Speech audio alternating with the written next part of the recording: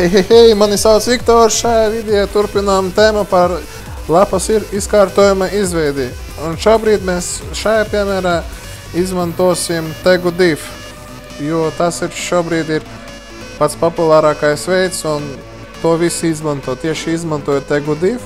Protams, izmanto arī tabulas vai arī kombinē gan tegus div, gan tabulas. Ko es izdarīšu? Es izveidošu jaunu failu. To iepriekšējais spiežu CVS un te ierakstu 12 HTML layout pasvītrojums using div.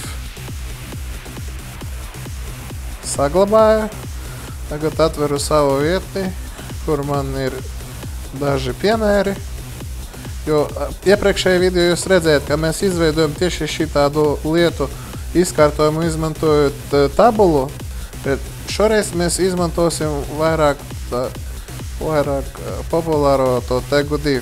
Vispār tas pats skaitas vairāk profesionāli tieši veidot to lapas izkārtojumu izmantojot tegu div. Un varu jums pateikt tā, ka varbūt tagad jums arī, ka iesaistēm pietiks ar tabulam, bet tomēr, ja jūs gribēsiet strādāt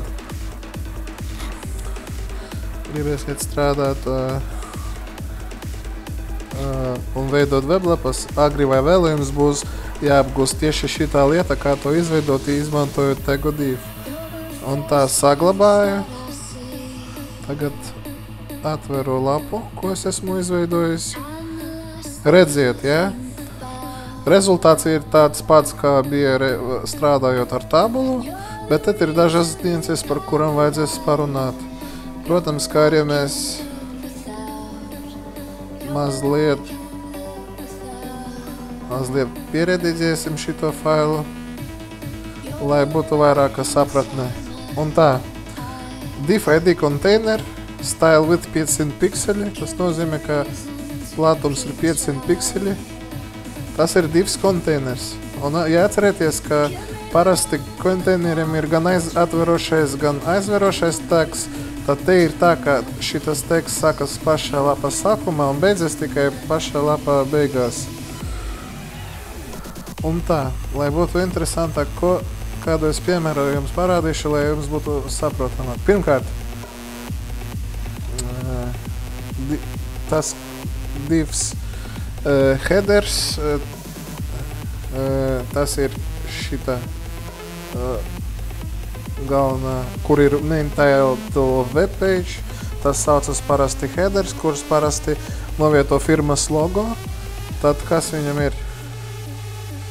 Viņam ir fona krāsa, un platums viņam būs tāds pats kā konteineriem, tieši divam ar ID container. Tālāk ir div ar menu, kur ir fona krāsa, augstums 200 pikseli, šitas augstums.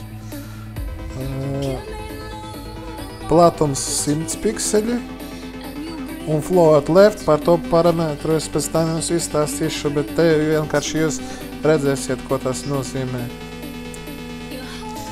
Un pēc menu iet tieši div content iet, kur viss lapas saturs parasti iet. Lapas saturs. Jo, protams, šeit ir viss ir tā minimizēti, tieši pikseļu izmērē, lai būtu vieglāk saprast. Un tā. Un te ir footers. Viņš arī pa visu tieši konteinera platumu iet. Un tā, ko mēs tagad izdarīsim, lai būtu vairāk saprotamāk. Piemēram, es gribu tā, lai man menu būtu gan kreisajā pusē, gan labajā pusē, kā arī es rādīju piemērā ar tabulām. Tad ko vajag izdarīt?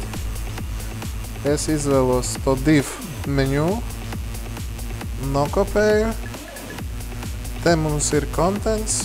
Uzreiz contentam samazināšu par 300 pikseļiem izmēru, lai tur menu varētu novietot. Un, piemēram, pat varu izdarīt tā, ka pēc contentam ies otrs menu. Iekopēju to menu, saglabāju, atjaunoju. Un tā jūs redzēt, kā izmantojot to tegu div. Es esmu izveidojis tā, ka manā vietnē ir headers, kreisais menu, labais menu, lapas saturs un kājiena footers. Es gribēju parādīt šajā piemērā. Paldies par uzmanību.